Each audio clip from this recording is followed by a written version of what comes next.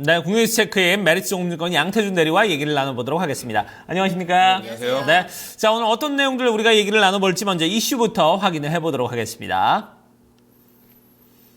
네, 오늘의 이슈는 이벤트로 인한 관망에 대해서 좀 얘기를 나눠보도록 하죠.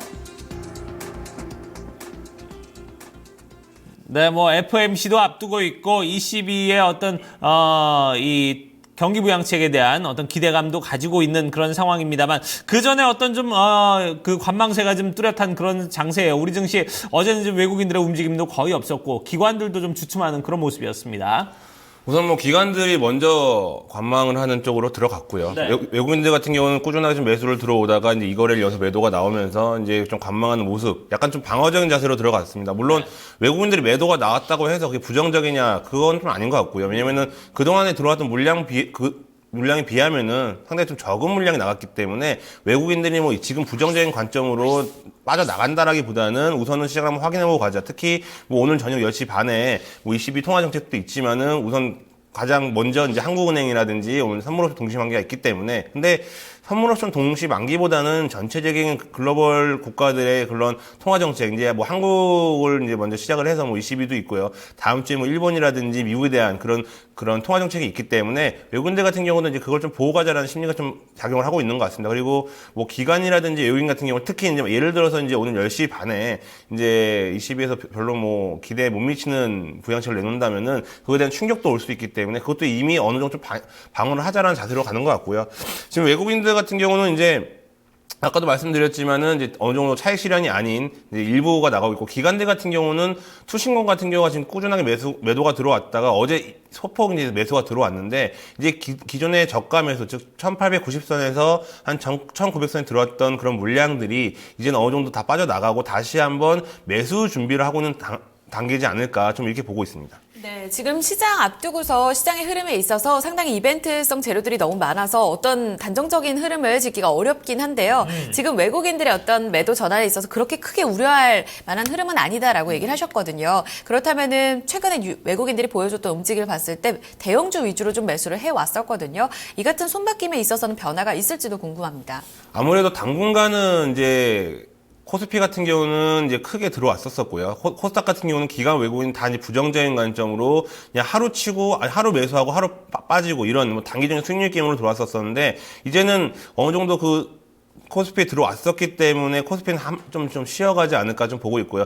코스닥 같은 경우는 다시 한번 수익률 게임 구간이 좀 들어가지 않을까. 왜냐면은 종목별로 보더라도 포스코라든지 SK 하이닉스 같은 경우가 외국인들 매수가 상당히 강했는데 지금 잠깐 주춤하고 있거든요. 네. 물론 포스코 같은 경우가 그동안에 상당한 약세 흐름에 이어서 이제 상당히 외국인들 힘에서 올라갔는데 뭐 어제라든지 그제 같은 경우에도 상당히 좀 약세 흐름이 나왔기 때문에 외국인들이 당분간 이런 대형주 중심으로 매기세가 몰려왔지만은 이제 뭐 오늘이나 내일 정도까지는 그러니까 내일까지겠죠. 이제 오늘 저녁에 결과가 나오기 때문에 네. 내일까지는 어느 정도 좀 쉬어가는 흐름이 좀 나오지 않을까 이렇게 보고 있습니다. 네. 오늘 아무래도 우리 한국은행의 금융통화위원회 쪽에서는 동결하지 않겠느냐라는 목소리들 조금 더 우세하게 집계가 되고 그렇죠. 있습니다.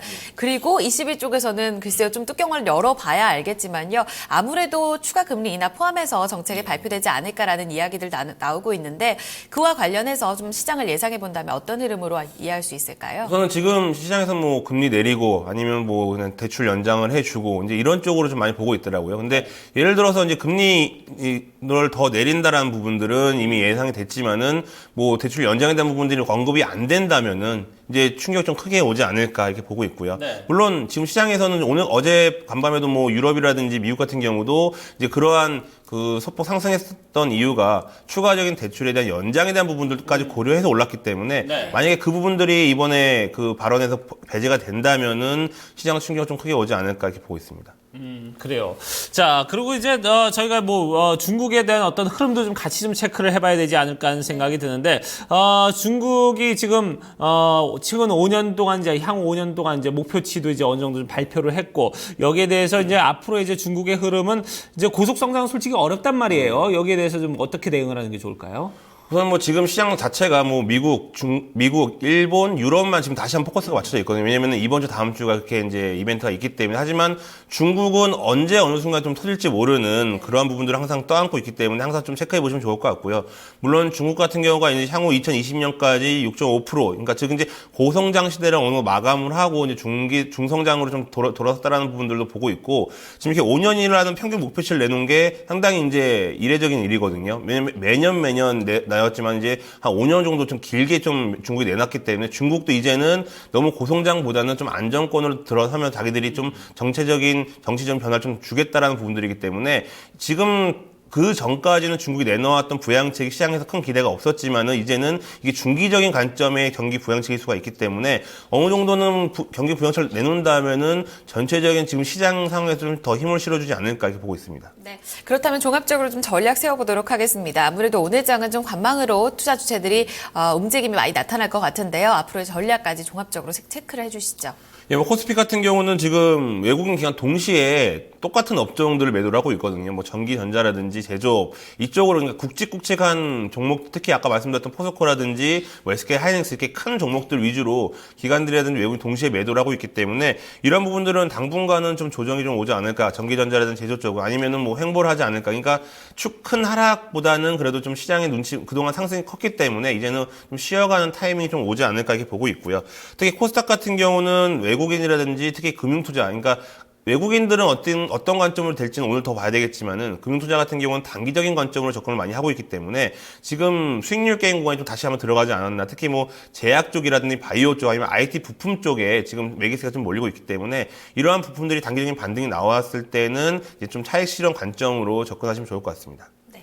아무래도 추가적인 상승, 그러니까 증시 전반적인 분위기는 안정적인 흐름으로 이어지고 있습니다. 네. 이런 부분들에 있어서 오늘 이벤트를 앞두고 좀 관망 분위기가 우세할 것이라는 전망 나오고 있는데요. 오늘 장 이후의 흐름까지도 체크해드렸으니까요. 참고해 보셨으면 좋겠습니다. 오늘 말씀 여기서 마무리 짓겠습니다. 메리츠 송금증권 양태준 대리와 함께했습니다. 감사합니다. 네, 고맙습니다.